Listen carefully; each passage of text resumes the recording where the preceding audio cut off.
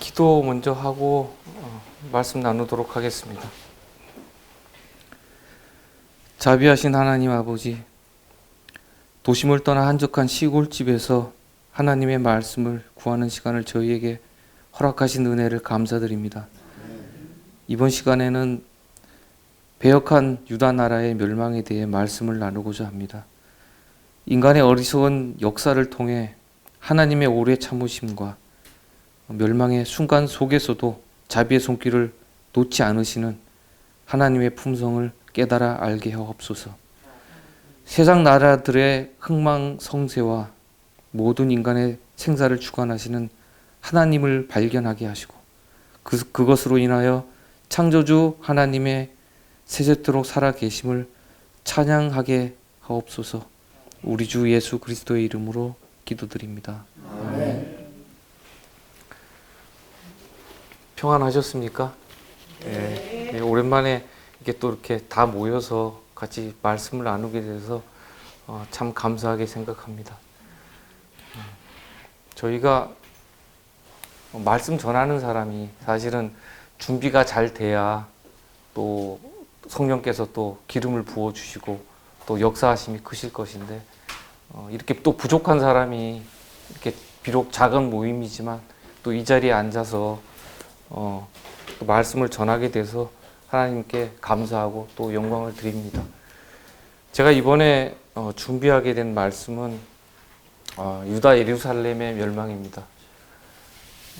우리가 이제 구약의 역사를 얘기를 하면은 참 이제 머리 아프죠. 이제 역사를 모르면은 구약의 말씀들이 이해하기 힘든 부분들이 참 많아요.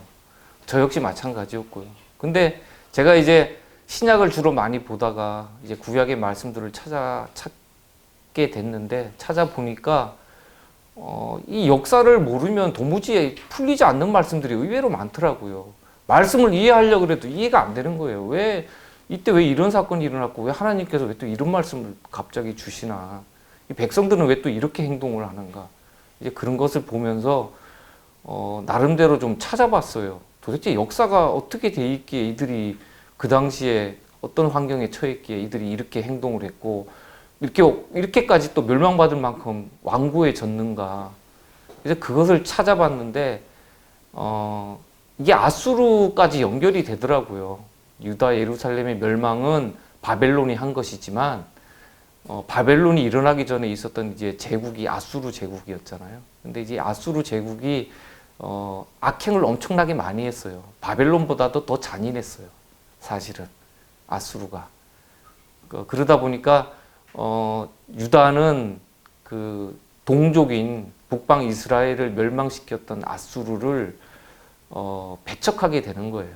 자연히 배척하게 되고, 히스기야 왕 때도 사네립이 쳐들어와서 나라를 거의 뭐 멸망 직전까지 그냥 몰아붙인 적도 있었는데 어떻게 그들하고 그게 화친할 수가 있겠어요.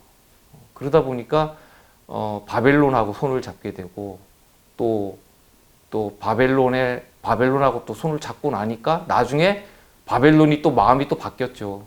애굽이 영향력을 또 행사를 하다 보니까 가나안 땅에, 그러니까 바벨론이 그들 또 밀어붙여갖고 애굽까지 거의 또 멸망시킬 정도로 그렇게 또 바벨론은 또 애굽까지 그렇게 영향력을 끼쳤습니다.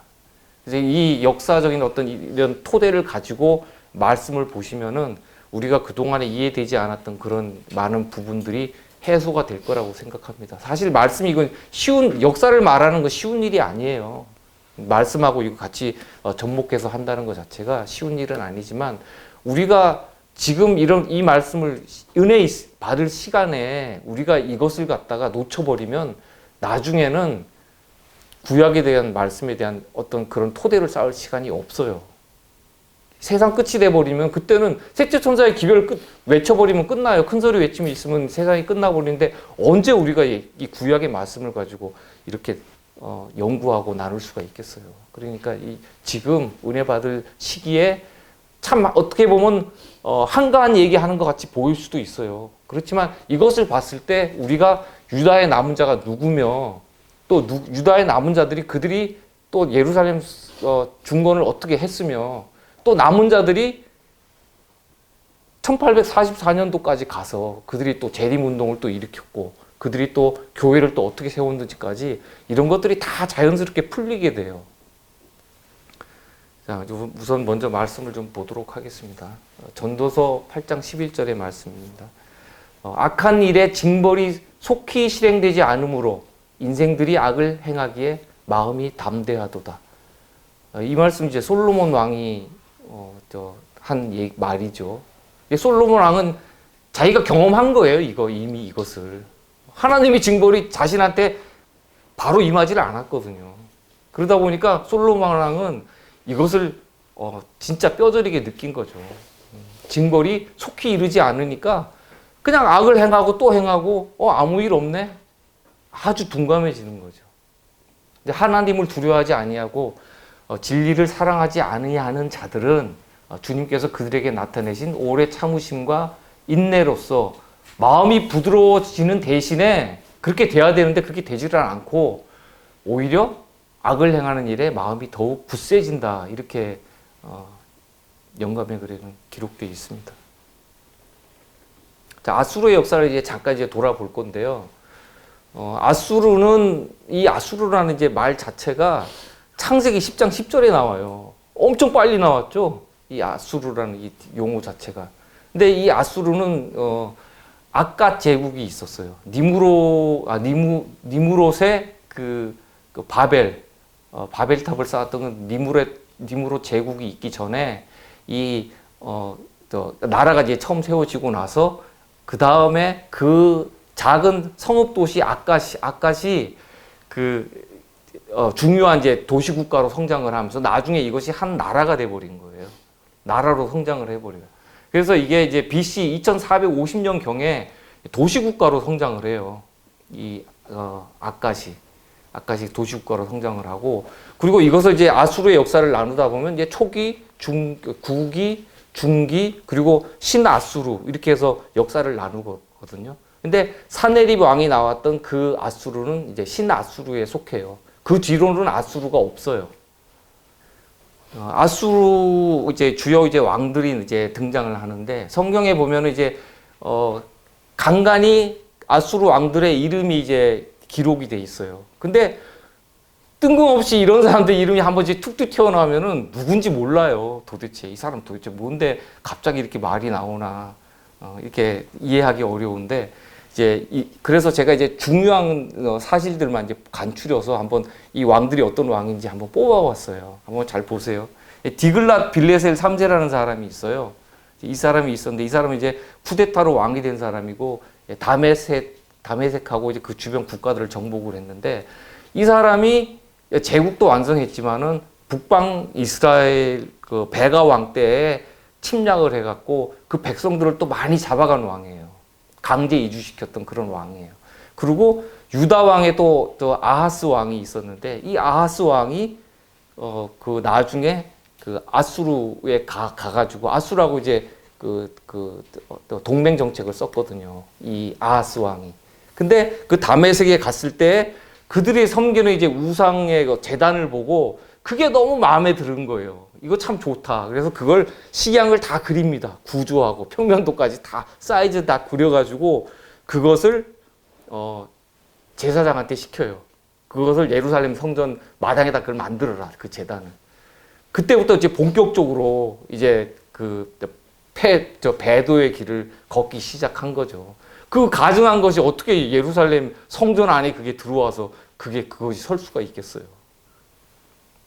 성전에다 그걸 이제 옮겨놓고 나서 제사장이 그 일을 했고 또 제사장이 그렇게 하니까 백성들도 그걸 따라갔어요. 아무렇지 않게. 그리고 이제 살만에셀 오세라는 또 이제 왕이 있었는데 이 사람은 3년간 북방 이스라엘 사마리아를 갖다가 포위한 사람이에요.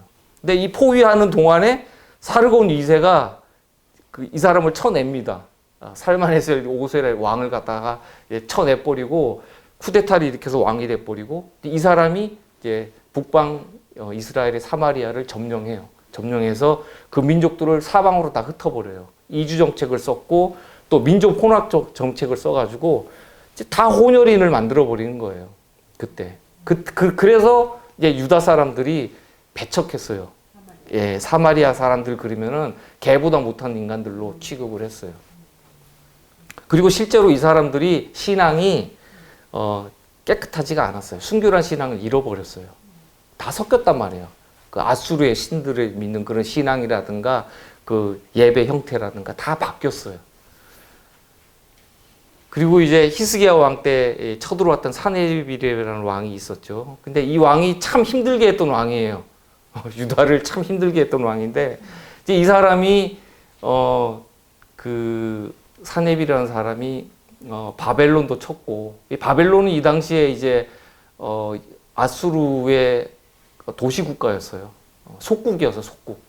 속국이었는데 바벨론이 엄청나게 반란을 자주 일으켰어요. 또 제일 괴롭혔던 나라가 바벨론이에요. 아수르를 제일 괴롭혔던 나라가 바벨론이었고, 또 그때마다 반란을 또 잔인하게 또 이렇게 그 진압하는 과정에서 사람들도 많이 죽였지만 바벨론의 우상을 갖다가 이 아수르로 또 가져가요, 이 사람들이.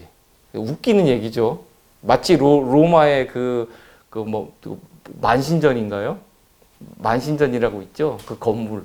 거기 이제 그 건물 안에 세상에 있는 온갖 무슨 이제 뭐 잡신들, 우상들 거기다 안에 무슨 박물관처럼 꾸며놓은 것처럼 이 아수르도 바벨론에 있는 것을 우상신들을 가져가고 잘자란 신들 쓸데없는 것들은 그냥 다 두들겨 깨버려요. 다 파괴해버려요. 근데 거기에 대해서 바벨론이 앙심을 품어요.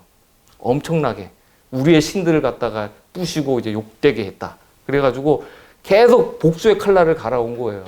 그러다 나중에 결국 복수를 하죠. 아수르를 갖다 나라를 아예 다 그냥 없애버렸으니까요. 그리고 또 그 에살핫돈이라는 또 왕이 있는데 이 사람은 사네립의 두 번째 부인에서 이제 난 그 아들이에요. 근데 이 사람도 이제 반란 막느라고 정신이 없었어요. 사실 아수르의 정책 자체가 너무 탄압적이고 잔인했기 때문에 반란이 많이 일어났어요. 그래서 왕이 새로 서도 제일 먼저 하는 일이 반란 진압하는 일이에요.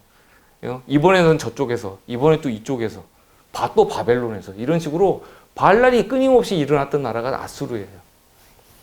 근데 이제 재미있는 건 이제 에살핫돈 왕 때 유다 왕 므낫세가 조약을 체결해요. 이 사람과 에살핫돈이 요구를 하거든요. 우리의 신들 앞에서 맹세를 해라. 그러니까 반란 일으키지 않고 우리 말을 잘 듣겠다고 맹세를 해라. 그래서 그 속국의 왕들을 갖다 다 초청을 해가지고 조약을 체결을 해요. 근데 거기에 므낫세 왕이 가서 우상신 앞에 가서 맹세를 하고 조약을 체결해요. 그래서 성경에서는 므낫세 왕을 가장 악한 왕이라고 기록을 하고 있잖아요. 어쩌면 아합 왕과 비교했을 때 거의 뭐 뒤지지 않을 거예요. 북방 이스라엘에서 가장 악한 왕은 아합 왕이었지만 유다에서 가장 악했던 왕은 므낫세였어요. 그리고 사네립의 이제 손자가 또 오스나발이라는 또 그 왕이 있었어요. 근데 이제 이 사람은 세계 최초로 뭐 체계적인 무슨 도서관을 이제 세웠다고 이제 그 업적이라고 이제 남아 있는 왕인데 그 외에는 이렇게 특별히 뭐 남아 있는 그런 건 없어요. 기록 같은 거는. 자, 여기 보면 이제 아수르 제국의 이제 정복 왕들이 나오는데 이 네 명의 왕들이 엄청나게 이제 주변 국가들을 괴롭히고 사람들을 많이 잡아가고 죽였던 왕들이에요. 디글랏 빌레셀, 살마네셀, 사르곤, 사네립. 특히 이제 사네립 같은 경우에는 예루살렘을 이제 포위했을 때 전 국토가 황폐화됐거든요. 유다 땅이 있었으면 예루살렘 성 하나만 남겨놓고는 나머지 그냥 전 지역을 갖다 다 그냥 다 잡아들였어요. 다 잡아가고 빼앗고 그 과정에서 유다 백성이 무려 20만 명이 끌려가요. 아수르로. 그 다음부터 이제 유다 나라는 점점 이제 국력이 약해지는 거예요. 백성을 빼앗기면은 그 나라가 다시 일어나기는 참 힘든 거예요. 지금도 역시 마찬가지잖아요. 우리나라 지금 워낙에 이제 고령화돼 되다 보니까 인구가 자꾸 줄잖아요. 인구가 이렇게 계속 줄어버리면 나라가 점점 쇠약해질 수밖에 없는 거예요. 이제 이 지도가 잠깐 보시면 이제 아수르 제국의 이제 전성기 지도예요. 근데 아수르 제국이 동쪽은 메대고 중간 쪽에는 이제 바벨론이 있었고 그리고 그 밑에 쪽 가나안하고 애굽 쪽으로 또 이제 또 영토가 또 있었는데 아수르가 바벨론보다는 영토가 더 컸어요. 더 컸던 나라예요. 여기 보시면은 여기 우르라고 있죠, 우르. 예, 여기가 갈대아 우르예요. 아브라함이 여기서 나온 거예요. 갈대아. 네, 이 도시들 보면은 주로 어디로 해서 발달했어요? 다 강이죠. 예, 강변 주위로 해서 도시 국가들이 많이 이렇게 성장을 했어요. 갈대아 우르에서 나온 이 아브라함이 여기서부터 강을 따라서 쭉 올라가서 하란이 아마 이쯤에 있을 거예요. 두발이라고 돼 있는데 아마 이쯤에 있을 건데 여기까지 올라간 거예요. 강 따라서 올라갔다가 나중에 여기서 다시 내려와서 가나안으로 들어간 거죠. 아수르가 이제 멸망을 하는 과정에서 바벨론과 메대가 동맹을 맺어요. 근데 메대나 바벨론이나 아수르의 속국이었거든요. 근데 이제 아수르를 치기 위해서는 자기네들 혼자서 어느 한편에서 이제 힘을 쓰기에는 너무 제국이 크다 보니까 둘이서 이제 연합을 한 거예요. 가장 큰 국가들끼리 연합을 해서 이제 이들이 전쟁을 일으키는데 이게 이제 유브라데 상류 쪽에 갈그미스라는 지역이 있어요. 여기서 이제 BC 612년에 1차 갈그미스 전투가 일어나요. 이 전투에서 바벨론과 메대가 이겨요. 바벨론이 승리를 해요. 애굽이 이때 이제 이 전쟁을 돕기 위해서 아수르를 돕기 위해서 여기까지 올라가요. 아까 지도 보면은 여기 지도 보면은 갈그미스가 한 이쯤에 있어요. 그 하란 주변에 있는 데인데 여기까지 애굽에서 여기까지 올라간 거예요. 지원하러. 엄청 멀리 갔죠. 이제 올라가는 과정에서 나중에 이제 여기 그 전에 여기서 전쟁이 한번 벌어지죠. 요시야 왕과 전쟁이 여기서 한번 벌어지고 그리고 요시야를 죽이고 나서는 일로 올라가서 전쟁을 한 거예요. 근데 패하죠. 애굽과 아수르 동맹이 패하고 바벨론과 메대 동맹이 이겨요. 그리고 이제 605년에 또 전쟁이 또 있거든요.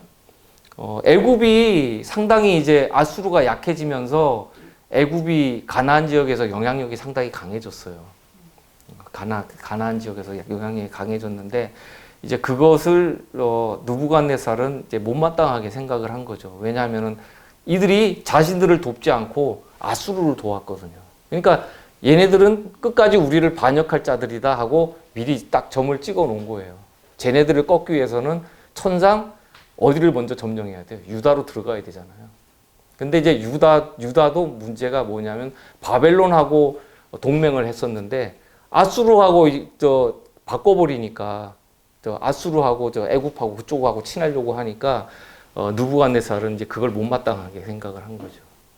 이 전쟁을 보면은 여기서 이제 여기 또 지도가 또 다시 나오는데 아까 그 영토가 아수르는 이 동쪽에 메대 쪽까지 있었잖아요. 그죠? 이란 고원이 있는데 이 메대까지 있었는데 바벨론은 이 메대 쪽으로는 먹질 못했어요. 그죠? 요까지만 경계고 일로는 넘어가질 않았어요. 바벨론이. 그래서 이제 메대가 또 나중에 또 힘을 키우는 이유가 되는 거죠. 거기서 또 바사 왕국이 나오고 또 메대하고 또 연합해서 또 전쟁이 일어나게 되죠. 예, 느부갓네살이 이제 유다 침공전의 주변 정세를 한번 살펴를 보면 유다 침공전에 유다와 애굽이 이제 무기토 전투가 있었어요. 이제 유다 왕 요시야가 애굽 왕 느고가 이제 그 아수르로 지원하기 위해서 이제 북방으로 이제 북진을 하니까 이것을 막죠. 요시야 왕이 딱 막고 막 방비를 하니까 이제 그 느고가 그래요.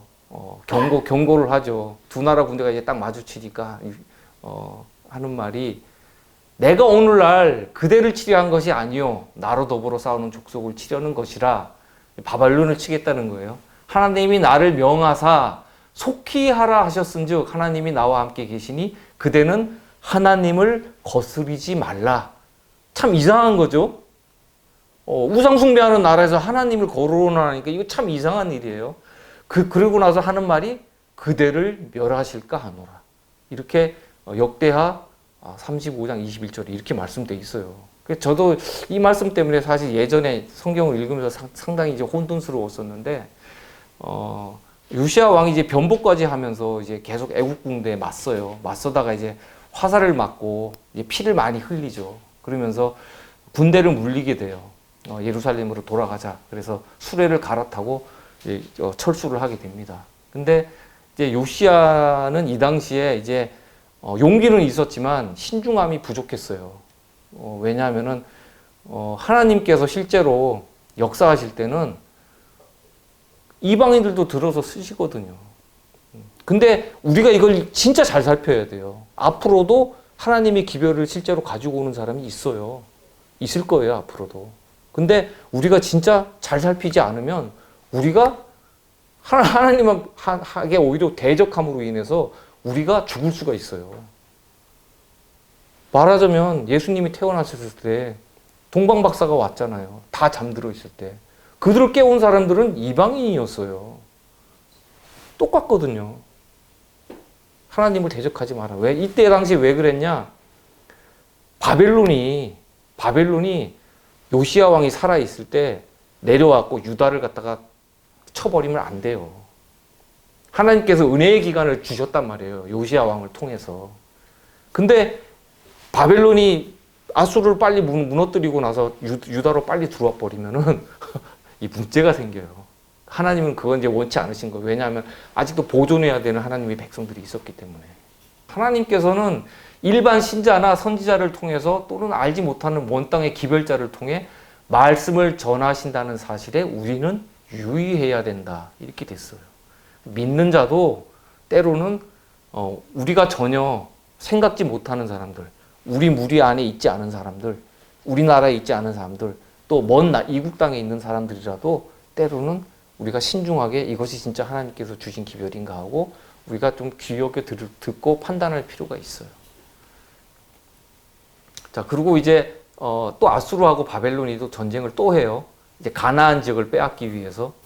그때 이제 이 누고가 이제 또 아수르하고 또 연합을 하는데 이 당시에 이제 연합해서 한 군대가 한 4만 정도 된다 그래요.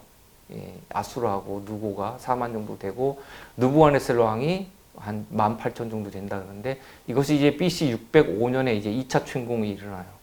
이 전쟁으로 인해서 이제 애굽이 영향력을 상실을 하게 돼요. 가나안 땅에 대해서.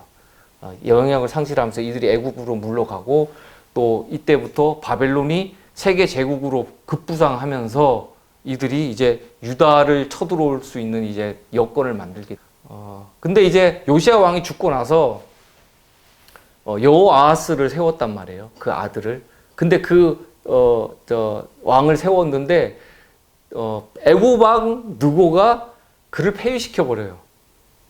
자기가 있던 립나라는 곳으로 불러다가 이제 처음엔 좋은 말로 구슬러서 이제 뭐 오라고 그랬겠죠. 근데 어떻게 갔는지 모르지만 하여튼 거기 갔다가 거기서 붙들려 버려요, 왕이. 여호아하스가 붙들려 가지고 그 왕을 데리고 예루살렘 성을 들어간 거예요. 이 애국 군대가. 그러니까 실질적으로 이때도 예루살렘이 멸망한 거예요. 왜냐하면 애굽의 손아귀에 떨어졌으니까. 그렇게 하고 나서는 엘리야김을 세워요. 이 느고가 요시야 아들 그러니까 여호아하스의 형인데 엘리야김을 세워요. 세우고 나서 애굽으로 돌아가요. 근데 이렇게 하고 나서는 문제가 뭐가 생겼냐면은 느부갓네살 왕이 이들을 이제 미워하죠. 왜 미워하냐면은 그 왕을 갖다가 친애굽의 정책을 쓰는 사람을 왕으로 세워버리면 바벨론을 배척할 수밖에 없잖아요. 그러니까 이제 전쟁의 명분을 얻은 거죠. 느부갓네살 왕이. 전쟁의 명분을 얻어서 이들이 이제 쳐들어와요. 이거는 이제 1차 전쟁 때 얘기고, 그리고 사후에 2차 갈그미스 전투가 있었죠. 이때 남유다와 애굽을 짓밟게 되는 이제 바벨론이 이제 명분을 가지고 전쟁을 시작을 하게 돼요. 이제 그 아까 2차 갈그미스 전쟁이 끝나고 나자 바로 느부갓네살 왕이 예루살렘 침공이 시작돼요. 이 해가 같은 해예요. BC 605년이에요. 그러니까 그 여세를 몰아서 이제 진군을 했어요. 진군을 해가지고 이 여호야김은 애굽의 느고 왕이 자기를 세워줬기 때문에 자기를 도와줄 줄 알았어요. 근데 그 애굽의 느고가 도와주러 오기도 전에 이 느부갓네살 왕이 예루살렘을 공격해서 점령을 해버려요. 그러니까 이들이 항복을 한단 말이에요. 바벨론에 항복을 하는데 이 항복을 하니까 이때 이 사람을 잡아가죠. 여호와김을 잡아가지고 정신교육을 시키는 거예요. 자기 나라로 데리고 가서. 야, 너네 앞으로 내 말 잘 안 들으면은 너 이제 그냥 안 둔다. 내 말 잘 들어라. 애굽하고 친하지 마라. 이렇게 해서 분명하게 이제 맹세를 시켜놓고는 이 왕을 돌려보내요. 예루살렘으로. 그래서 한 3년 정도는 바벨론하고 또 동맹 정책을 잘 펼치다가 3년 이제 지나면서 다시 또 애굽하고 또 동맹을 하면서 바벨론을 또 배척해요. 그래서 느부갓네살 왕이 화가 많이 났겠죠. 그 배신감이 엄청 컸겠죠. 그래서 또 침공을 해요. 또 침공을 하는데 이때 이제 이거는 이제 2차 침공이라고 뭐 볼 수도 있겠고 바벨론 군대가 뭐 주축이 되기는 했지만 연합군 성격을 띄었기 때문에 그 보는 시각에 따라서는 이것을 2차 침공으로 보지 않는 사람도 있어요. 바벨론 침공이 이제 바벨론의 예루살렘 침공이 4차례에 일어났는데 그 중에서 2번째 거를 갖다 이제 빼는 경우도 있어요. 빼서 1차, 2차, 3차 이렇게 건너뛰는 것도 있는 그 경우도 있는데 보는 시각에 따라서 어떤 사람은 이것을 4번을 다 집어넣는 학자들도 있더라고요. 보면은 여호와김이 그 12의 모든 행한 일을 본받아 여호와 보시기에 악을 행하였더라. 여호와김 시대에 바벨론 왕 느부갓네살이 올라오매 여호와김이 3년을 섬기다가 돌이켜 저를 배반하였더니 이렇게 성경에 말씀이 돼 있어요. 근데 이제 아까 말씀드렸다시피 친애굽 정책으로 돌아섰잖아요. 반바벨론 정책으로 돌아섰기 때문에 그 정책도 정책이지만 이들이 여전히 우상 숭배에 빠져 있었어요. 그 전에 그 므낫세 왕이 그 뿌려놨던 그 악한 죄악의 씨들이 점점 자라나고 있는 중이었어요. 이렇게 해서 602년에 전쟁이 일어나가지고 이제 애굽과 바벨론이 상당한 피해를 입어요. 서로가 양쪽 다 이제 피해가 컸어요. 계속 몇 년 사이에 전쟁을 계속했잖아요. 이제 국력이 피폐해질 만도 하죠. 이때 이제 참가한 그 연합군들이 보면 이 갈대아 부대는 바벨론 군대예요. 그리고 이제 아람, 모압, 암몬 같이 이들이 연합을 해서 유다를 쳐서 멸해요. 그리고 나서 여호와김을 갖다가 죽여요. 처형을 해요. 이 성이 함락되자 이들이 한 일이 뭐냐면은 이 고위 장교들 있죠. 뭐 장군들이라든가 부장들. 그러니까 전쟁을 수행하는 직접적인 이제 지휘관급에 있는 사람들. 이들을 갖다가 다 처형해서 성벽 밖에다 그냥 내던져 버려요. 근데 이제 그것이 예레미야가 이미 다 예언을 했어요. 예레미야 22장 18절 19절에 이런 예언이 돼 있어요. 그가 예루살렘 문 밖에 던져지고 나귀같이 매장함을 당하리라 이렇게 예언이 돼 있었어요. 이 당시에만 해도 이 예레미야가 계속 외쳤어요. 잘못된 거 버리고 그 바벨론이 오면 항복해라. 바벨론이 오면 항복하고 친바벨론 정책을 써라. 안 그러면 우리 다 죽는다. 그리고 우상 숭배 버려라. 이런 것들을 계속 끊임없이 외쳤단 말이에요. 외쳤지만은 사람들은 예레미야를 가리켜서 거짓 선지자라 그랬어요. 예레미야를 거짓 선지자라 그러고 많은 거짓 선지자들의 말을 이 사람들이 따라갔어요. 그들이 우리는 절대 망할 일이 없다. 하나님께서 우리를 보호하고 계시는데 어떻게 그런 일이 일어나냐. 저 예레미야 선지자가 거짓말하는 거다. 이들이 믿지를 않았어요. 근데 실제로 이런 일이 왕들이 죽는 일이 벌어졌는데도 불구하고 이들이 그래도 마음을 고쳐먹지 않아요. 자, 그리고 느부갓네살 왕이 또 다시 598년에 불과 4년 사이죠. 602년에 전쟁이 있었는데 또 BC 598년에 또 전쟁이에요. 그때 이제 왕이 여호야김이 죽고 나서 여호야긴이 있었는데 그러니까 요시야 왕의 손자죠. 그 부친의 모든 행위를 본받아 여호와 보시기에 악을 행하였더라. 그래서 이들이 또 바벨론 정책을 또 쓰고 또 우상 숭배를 그치지 않음으로 인해서 또 바벨론 왕 느부갓네살이 또 신복들을 보내서 예루살렘을 포위해서 공격하게 만들어요. 사실 전쟁 한 번 하게 되면은 그 피를 본 사람들은 잔인해져요. 사람이. 그리고 사람 목숨이 파리 목숨처럼 뭐 사방팔방 깔린 게 다 시체인데 둔감해져요. 사람이 사랑이 식어요. 지금 우리 우크라이나 전쟁도 있고 하지만 사실은 사람들의 마음이 많이 이제 전쟁에 대해서도 이제 많이 식어버렸잖아요. 이제는 뭐 전쟁하든지 말든지 죽든지 말든지 뭐 그건 그 사람들 일이고 이런 식으로 점점 마음이 차가워질 수밖에 없어요. 사단은 또 그런 것을 원하고 있고요. 자, 이 전쟁에서 또 이들이 또 패합니다. 패해가지고 느부갓네살 왕이 이 왕궁의 보물들 그리고 솔로몬 왕이 만든 성전의 금 기명까지 다 부숴버려요.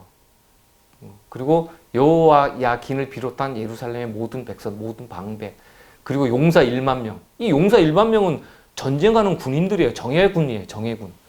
말하자면 그 사람들이 전쟁을 하려면은 정예군이 있어야 되거든요. 그냥 일반 민병들을 가지고는 전쟁을 못 해요. 그건 보조수단이죠. 근데 1만 명이나 되는 그 정예병들을 갖다가 싸그리 다 잡아가지고 바벨론으로 다 데려갔단 말이에요.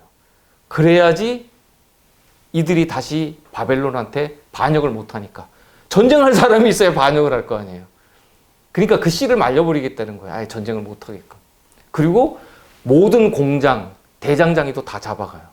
대장장이가 뭐 하는 사람이에요? 철기 무기 만들잖아요. 그러니까 철기 무기도 못 만들게 아주 그냥 완전히 두 손 두 발 다 들게끔 하려고 다 잡아가 버려요. 그리고 남아있는 사람은 가난한 사람. 그러니까 이 사람들은 하루 벌어 하루 먹기도 바쁜 사람이에요. 뭐 전쟁 같은 거 신경 쓸 여력도 없어요. 이런 사람들만 남겨놓고는 다 끌고 가버리는 거예요. 그리고 이제 여호야긴은 바벨론에 이제 포로로 잡혀갔는데 석 달만 이제 왕위에 있었어요. 이 여호야긴은. 근데 나중에 37년 후에는 이 사람이 풀려나서 바벨론에서 왕족 대우를 받아요. 그 왕의 식탁에서 바벨론 왕의 식탁에서 같이 먹었다 이렇게 성경은 설명이 되어 있어요. 그리고 이 왕을 또 느부갓네살 왕이 새로 세우는데 이번에는 여호야긴의 숙부 마따니아를 세워서 이름을 이제 시드기야로 고쳐요. 이제 시드기야 왕이 이제 마지막 왕이죠. 마지막 왕이 이제 서게 돼요. 근데 이 시드기야 왕도 여호야김의 모든 행위를 본받아 다시 악을 행했다. 이 말씀이 그냥 계속 왕만 새로 섰다 하면은 계속 이어지는 말씀이 그거예요. 또 열조들이 행했던 그 악을 그대로 행했다. 뭐 그 전 왕의 모든 행위를 본받아 다시 악을 행했다. 이 말씀이 계속 지겹도록 그냥 따라붙어요. 지긋지긋해요, 진짜. 왜 이렇게 사람들이 이게 악해졌는가? 도대체 말을 듣지를 않는가? 이제 하나님께서 예레미야를 통해서 유다의 하나님의 진노가 마지막으로 쏟아질 것을 갖다 이제 선포하셔요. 유다가 이제 배도 말년에 선지자들의 이제 권고가 완전히 이제 무용지물이었어요. 예레미야 같은 경우에는 그냥 구덩이에다가 그냥 쳐넣어버리잖아요. 예, 쳐넣어버리잖아요. 죽이려고. 쳐넣어버렸는데 나중에는 이제 구원을 받았죠. 구원을 받았고 이제 나오게 됐는데 사람들은 어쨌든 간에 하나님의 참 선지자와 거짓 선지자를 분별하지 못할 정도로 그들이 이 오류에 빠져 있었어요. 그 당시에 오류라 그러면은 이방신 숭배하는 어떤 예배 의식이라든가 그들의 어떤 뭐 제단 뭐 이런 것들이 들어와 가지고 하나님의 거룩한 그 성전 안에 그런 것들이 같이 다 행해진 거예요. 그러면서도 그들은 우리는 여호와 하나님을 섬긴다 이렇게 믿고 있었던 사람들이에요. 지금하고 똑같아요. 달라진 건 아무것도 없어요. 그 예배 잘못된 예배 형식이라든가 아니면은 잘잘하게 들어와 있던 그런 오류들이 그들한테 잘못된 교리를 세워준단 말이에요. 그리고 그래도 나는 하나님을 믿어. 나는 구원 받았어. 왜냐? 여전히 그들 신앙 안에는 예수 그리스도가 있거든요. 그리스도가 있고 성경이 있거든요. 그러니까 그들은 자기들은 문제가 없다고 생각해요. 오히려 자기네들끼리도 서로 이단이라 그러잖아요. 아까 형제님이 말씀하셨던 것처럼 지금 그런 상황이에요. 그러니까 참 선지자와 거짓 선지자를 분별하지 못하면 이런 일이 생겨요. 이게 중요한 문제예요. 이거는 하나님께서 항상 역사하실 때 말씀하실 때는 선지자를 통해서 말씀하셨어요. 어느 개인 한 사람한테 뭘 딱 던져주고 나선 그 사람한테 외쳐라. 근데 만약에 그 사람이 말을 했는데 그것이 율법과 선지자의 말씀, 이 성경과 배치된다? 그럼 그 사람은 거짓 선지자예요. 버려야죠. 그런데도 이 사람들이 어떻게 해요? 또 슬그머니 자기 말을 갖다가 바꾸잖아요. 말 바꾸기 하면서 또 어떻게든 자기 교단을 이끌고 가려고 그렇게 살아가잖아요. 그게 얼마나 그게 하나님께서 보시기에 가증할 거예요. 우리가 설사 잘못된 길로 들어갔더라도 그거를 갖다가 빨리 바로 잡으면 돼요. 이거는 절대로 부끄러운 일도 아니고 굴욕적인 게 아니에요. 오히려 그걸로 인해서 그 같이 있는 형제 자매들이 하나님께 영광 돌리고 기뻐할 수 있는 일이에요. 하늘에서는 한 사람이 회개할 때마다 거기 잔치가 열려요. 풍악이 울려요. 자, 예레미야가 그의 기별을 조롱하는 사람들이 감금되어 있는 동안에도 하나님께서는 이들을 그래도 질조 용서하시고 구원하시겠다는 새로운 메시지를 또 주셔요. 그렇게 그들이 완악해졌더라도 이제 마지막 이제 전쟁이 일어납니다. 느부갓네살 왕의 이제 마지막 침공이 있는데 이때는 이들이 결사항전의 뜻을 가지고 뭉쳤기 때문에 2년은 안 되지만 한 18개월 정도 이들이 예루살렘 성을 갖다가 지켜요. 그래도 지금까지 많은 공격을 받았지만 18개월 버틴 적은 별로 없었어요. 근데 잘 버틴 거예요. 이 시드기야 왕 때. 근데 이제 너희를 도우려고 나왔던 바로의 군대는 자기 땅 애굽으로 돌아가겠고 갈대인이 다시 와서 이 성을 쳐서 취하여 불사르리라 하고 예레미야가 또 다시 예언을 해요. 성이 불탈 것이다. 그리고 애굽의 군대는 오다가 돌아갈 것이다. 이런 것까지도 다 세세하게 예레미야 선지자를 통해서 다 알려주셨어요. 근데도 이들이 예레미야의 말을 듣지 않았어요. 최후의 심판의 선고가 내려도 이들이 정신을 차리지 못했어요. 그들은 하나님의 뜻을 알지 못할 뿐 아니라 하나님의 기별자 예레미야를 신뢰하지 않았어요. 마지막 시대 때도 분명히 참 기별자가 있을 것인데 이 기별자를 갖다가 배척하는 일이 있을 거예요. 대다수 사람들이 그 사람을 배척할 거예요. 그렇게 되면 우리는 그 사람이 참 기별인지 거짓 기별인지 우리는 그것을 잘 말씀을 쫓아서 판단해야 되겠죠. 자, 시드기야 9년 BC 588년 10월 10일에 날짜까지 성경에 다 기록이 되어 있더라고요. 바벨론 왕 느부갓네살이 전군을 거느리고 예루살렘을 치러 와서 진을 치고 사면으로 토송을 쌓았다 이렇게 돼 있어요. 토송을 쌓았다는 건 뭐냐면 장기전을 대비한다는 거거든요. 공격자가 토송이 뭐가 필요해요? 빨리 저 앞에 있는 성을 갖다가 공성무기 이용해서 빨리 쳐서 무너뜨리는 게 목표일 텐데 이게 쉽지 않다는 걸 느부갓네살 왕이 알고 토송까지 만드는 그런 치밀함이 있었어요. 그리고 시드기야 왕 11년에 586년에 이제 이들이 성안에 기근이 생겨요. 식량이 드디어 바닥나기 시작을 해요. 이러면서 BC 586년 4월 9일 18개월간의 농성 끝에 성벽이 뚫려요. 성벽을 뚫고 이들이 들어와요. 들어오고 시드기야는 밤중에 호위군 병사를 거느리고 아라바 길로 도망을 가요. 도망을 가다가 거기서 바벨론의 추격병에 의해서 사로잡혀요. 그 시드기야 왕을 따랐던 그 호위 군사들도 다 뿔뿔이 다 흩어지고 이 여리고 평지에서 생포를 당해요. 그리고 느부갓네살 왕이 또 이 시드기야 왕을 갖다가 또 고문을 하죠. 말이 신문이지 고문을 했을 거예요. 화가 나니까 너네 그렇게 새로운 왕을 또 세워서 내가 올려놓고 애굽하고 친하지 말라고 그랬는데 왜 그렇게 너네 말을 안 듣냐. 지긋지긋하죠. 느부갓네살 왕이 봤을 때도 참 너네들 참 말 안 듣는 족속이다. 진짜 지겹다 지겨워 그랬을 거예요. 예레미야는 분명히 너희가 느부갓네살 왕이 오면 항복해라 그랬어요. 항복해서 너희 목숨을 보존해라 그랬거든요. 그러니까 그것이 너희 목숨을 끊기 위해서가 아니라 너희가 잘못된 길을 돌이키기 위한 책찍으로 쓰기 위해서 하나님께서 그렇게 하신 것인데 이들이 끝까지 그것을 배척하고 듣지 않았기 때문에 결국에는 최악의 상태까지 왔잖아요. 예? 이 시드기야가 시드기야 보는 앞에서 느부갓네살 왕이 그 아들들을 갖다 다 처형해버려요. 아들이 그 앞에서 처형당하는 것을 아버지가 봤을 경우에 그거 어떻겠어요? 예? 엄청난 충격을 받죠. 정신적으로. 제정신으로 살기 참 어려웠다고 생각을 해요. 그리고 또 살아있는 사람이 또 두 눈을 갖다 뽑아버려요. 그렇게 하고 사슬로 결박해서 진짜 막 개처럼 그렇게 바벨론으로 끌고 갑니다. 이 유다는 제사장의 어른들과 백성들도 크게 범죄하고 이방의 모든 가증한 일을 본받아서 하나님께서 예루살렘에 거룩하게 두신 그 성전을 더럽게 하였어요. 이것이 이제 역대하 36장 14절에 있는 말씀이에요.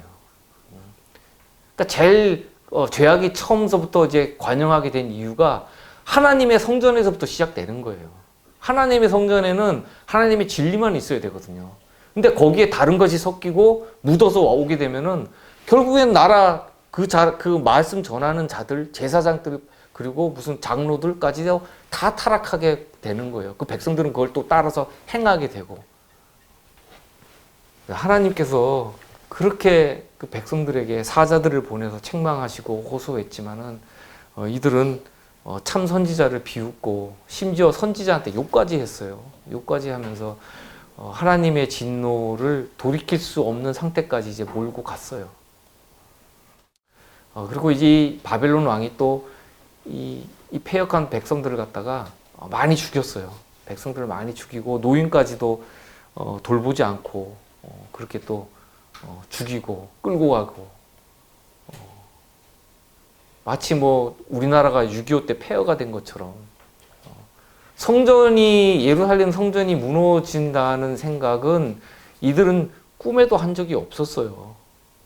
우리가 비록 그러니까 느고가 와가지고 그렇게 예루살렘 성에 들어와가지고 뭐 왕을 바꿔치기 하고 그런 일이 있었을 망정 성전이 무너지고 하는 거는 없었거든요. 그냥 그걸로 끝날 줄로 알았죠. 이들은 가볍게 생각했죠. 근데 그것이 아니었어요. 하나님의 뜻은 너희가 징벌을 달게 받고 그 징벌 속에서 너희가 회개함을 얻으라. 그것이 하나님의 뜻이었어요. 근데 그들이 그것을 듣지 않음으로써 그 성전이 그러니까 더럽혀진 하나님의 성전이 다 불타고 왕궁도 불타고 귀족들의 집도 불타고 그리고 그렇게 많은 귀한 기명들이 다 부서지고 또 뭐 녹기둥, 놋바다 뭐 그런 것까지도 이들이 다 가져갔어요. 남은 게 하나도 없어요. 또 이들은 또 놋을 되게 좋아했던가 봐요. 보니까 뭐 놋으로 이제 그 성전에서 쓰는 그 놋그릇, 놋대야, 뭐 놋부삽, 뭐 별거 다 있어요. 다 놋으로 돼 있는데 그것까지 다 가져가요. 이 참 이해하기가 참 어려운 부분인데 이것도 하나님의 역사죠.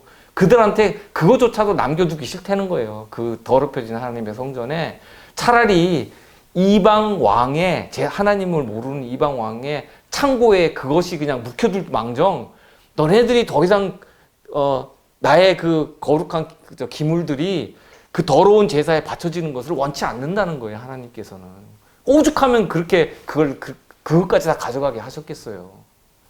자, 그리고 이제 바벨론 느부갓네살 왕이 시위대 장관한테 이제 상당한 고난을 많이 넘겨줬던 것 같아요. 느부사라단 이제 왕이 있는데 이 사람이 뭐 성전도 불태우고 왕궁도 불태우고 귀인의 집도 불태우고 성벽도 헐고 그리고 또 총독도 세우죠. 이 사람이 많은 권한을 줬던 것 같아요. 유다 총독도 이 사람이 세워요. 근데 유다 멸망의 이제 원인을 살펴보고 같으면은 므낫세하고 관련이 있다 그랬죠. 이 일이 유다에 임함은 곧 여호와의 명하신 바로 저희를 자기 앞에서 물리치고자 하심이니 이는 므낫세에 지은 모든 죄로 인함이며 하고 열왕기 하 24장 3절에 말씀되어 있어요. 므낫세 왕은 통치 기간이 상당히 길었어요. 저는 악한 왕들이 통치 기간이 참 짧았으면 좋겠는데 마치 저 북한의 김일성, 김정일처럼 이렇게 악한 왕들은 왜 이렇게 또 수명이 긴지 이 오래 이렇게 통치를 했어요. 그러다 보니까 유다 백성들이 더 빨리 돌이킬 수 있는 기회를 잃었죠. 더 많이 배역을 하게 된 거죠. 또 저가 무죄한 자의 피를 흘려 그 피로 예루살렘에 가득하게 하였음이라. 실제로 살생이 있었어요. 이때 이사야가 이때 이제 희생됐어요. 이사야가 이때 희생됐고 그거 잘못됐습니다. 아닙니다 하고 바른 진리를 외쳤던 사람들이 왕에게 항거한다는 이유로 이들이 처형당하는 일이 있어요. 그것을 이제 무죄한 자를 피해 흘렸다고 그렇게 말씀되어 있는 거예요. 근데 이제 더 놀라운 것은 이 므낫세 왕이 아수르에 이제 잡혀갔거든요. 근데 잡혀가서 이 왕이 회개를 해요. 그 나라는 그렇게 다 타락하고 다 망가지게 해놓고는 자기는 거기 가서 회개를 해요. 참 이 놀라운 역사죠. 이거 한편으로는 본인이 그 회개를 해가지고 쇠사슬에 묶여갔던 므낫세가 아수르의 감옥에서 회개를 해요.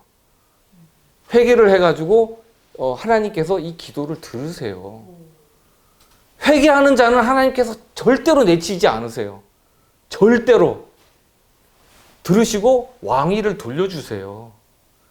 이 아수르 왕의 마음을 갖다가 부드럽게 하셔가지고 그를 감옥에서 빼내고 다시 너 돌아가서 복위해라. 다시 돌려보내요. 그래서 이 사람이 와서 다시 왕위를 찾아가지고 개혁을 해요. 개혁을.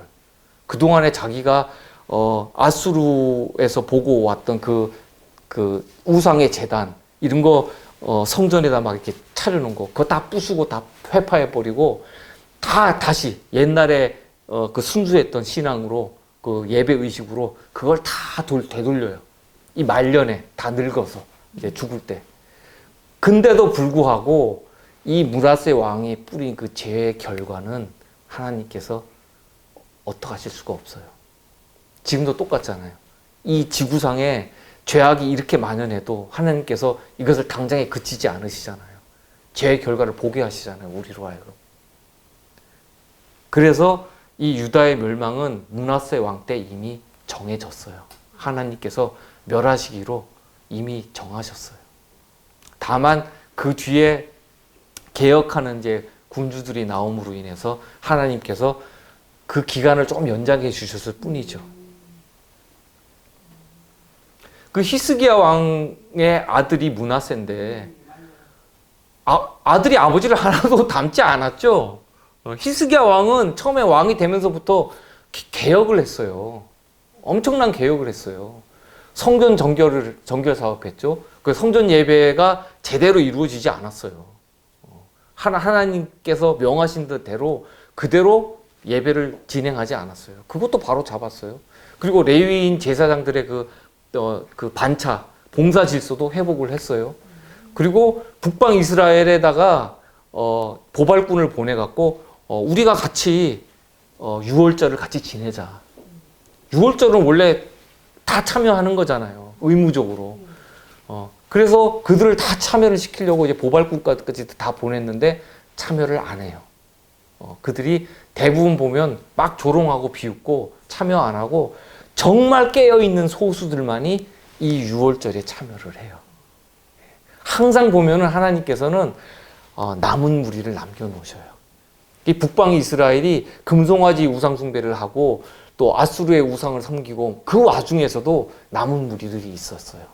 그들이 와서 히스기야 왕 때 유월절 그 예배를 같이 해요.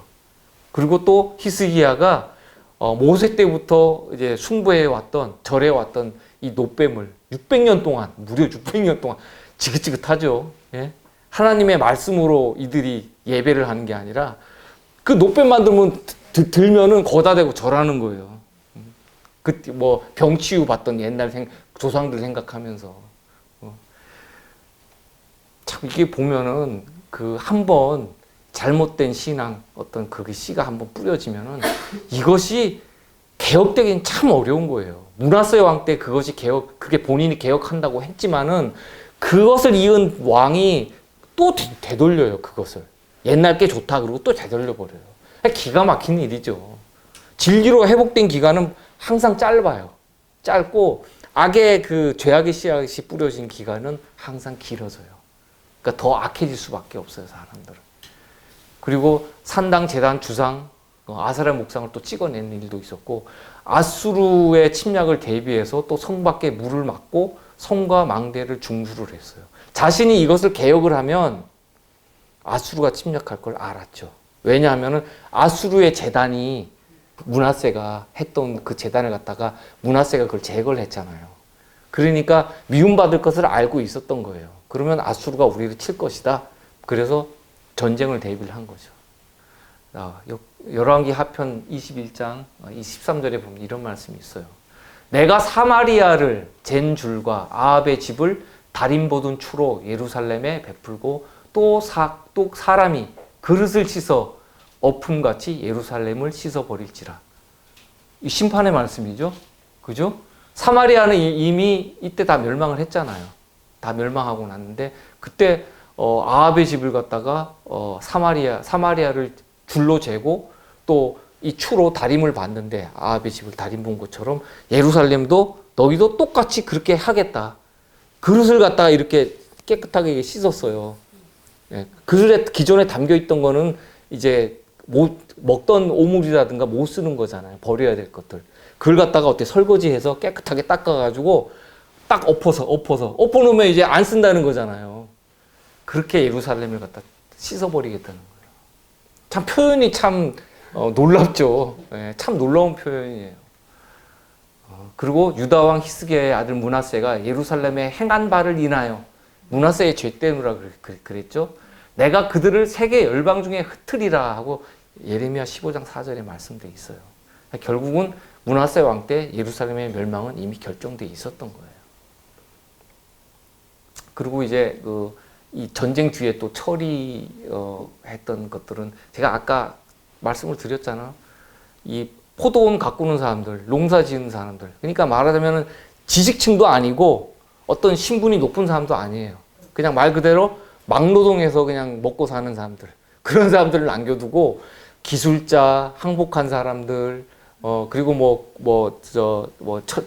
대장장이들, 그리고 칼을 쓸 줄 아는 그런 용사들 다 데려갔어요. 그 녹기둥, 받침, 높바다, 가마, 부사, 불집게, 주발, 녹그릇, 숟가락까지 가져가, 숟가락. 네? 참 잔인한 거예요. 잔인한 거예요. 그렇지만 하나님께서는 그것조차도 그들의 그 악한 백성들한테 그것조차도 내어주실 수 없었던 거예요. 하나님의 재단을 계속 더럽혔기 때문에. 자, 그리고 이제 끌려갔던 사람들이 어떻게 됐냐 하면은 이 뒤처리가 나오는데 이거 참 보면은 가슴 아파요. 유다의 종교 지도자 이 당시 대제사장이 스라야였어요. 스라야.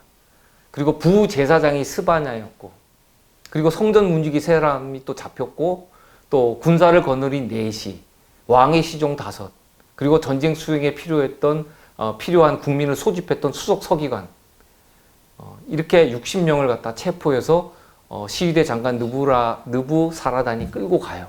그리고 느부갓네살 왕의 앞에 딱 끌고 와서 복명을 해요. 이들을 60명 잡아왔습니다 하고 딱 보이니까 다 죽여라. 왜냐하면 이들은 바벨론하고 전쟁하는 핵심 인물들이었어요. 바벨론하고 전쟁하기 위한 핵심 인물들이기 때문에 다 처형을 하는 거예요. 이때 종교 지도자 중에 대제사장도 있고 부제사장도 있었잖아요. 근데 이들이 한 게 뭐예요? 예레미야를 거짓 선지자라 그랬잖아요. 예레미야는 구원받았어요. 예레미야를 느부갓네살 왕이 선대했어요. 왜냐하면 하나님이 기별을 이스라엘을 올바로 전한 사람이라는 것을 느부갓네살은 알은 거예요. 알았기 때문에 예레미야를 갖다 선대를 했지만은 예레미야 말을 거절을 하고 바벨론에 대항했던 사람들을 주요 핵심 인물들은 다 처형한 거예요. 그래서 이들이 끌려가서 거기서 다 죽어요. 다 죽고 여기 보면 뭐 군사를 거느린 내시도 있죠. 군사 거느린 내시가 뭐예요? 왕궁에서 저 군사를 갖다 이제 왕을 보호하는 군사들 거느리고 있는 사람이잖아요. 그리고 이제 뭐 시종도 있지만은 전쟁 수행에 필요한 국민을 소집하는 이제 수석 서기관 이런 사람들 같은 경우는 말하자면 뭐 징병관이 될 수도 있고 국방부 장관도 될 수 있어요. 그러니까 주요 요직에 있는 사람이에요. 이런 사람들은. 그러니까 이제 다 처형을 해버리잖아요. 주모자니까. 이제 마무리하겠습니다. 하나님은 당신의 백성들에게서 제사보다는 순종을 요구하시죠. 땅의 모든 재물과 생물이 다 그분의 것이에요. 하늘의 별들도 다 그분의 소유이시고 그분이 붙들고 계세요. 우리가 드리는 재물은 정말 보잘것없어요. 예? 내가 뭐 월급을 1,000만 원 받아서 거기 11조 100만 원 드린들 그게 무슨 하나님께 큰 의미가 있겠어요. 그러나 하나님께서는 사람의 마음의 중심을 보신단 말이에요. 그 중심을 보시면서 하나님의 작은 율법이라도 사소한 거라도 그것을 마음으로서 지키는 사람들한테는 하나님께서 그것이 하다못해 주머니에 있는 동전 한 입이라도 그것을 하나님께서는 기쁘게 간합하시는 거예요. 하나님을 거역하는 것은 사술의 죄와 같고 사술이 뭐예요? 마법. 네, 마법이 마법, 마술 이런 죄와 같고 또 완고한 것은 행악과 우상에 절하는 죄와 같다. 이런 말씀이 사무엘상 15장 23절에 있어요. 이런 말씀이. 무서운 거예요. 하나님 거역하는 것은 죄 중에서 상당히 큰 죄에 해당이 돼요. 우리는 유다 나라의 반역처럼 하나님께 용서받지 못한 채로 남아있는 죄와 우상이 없는지 우리 자신을 살피고 또 대속죄일을 지내고 있는 우리들은 이 정결함을 얻기 위해서 완전을 향해서 나가야 될 것입니다. 자, 기도하고 일부 마치도록 하겠습니다. 하나님께서는 율법과 선지자를 통하여 항상 저희를 가르치시고 경고와 기별을 주셨습니다. 그러나 저희가 깊이 살피지 않고 선조들의 악한 본성을 쫓아 행하였음을 고백합니다. 그릇된 선택과 악한 죄의 결과는 돌이킬 수 없기에 자신과 주변에 해악을 끼치고 또한 하나님의 거듭된 경고에도 순종치 않으면 결국 멸망의 심판이 이르게 됨을 보았습니다.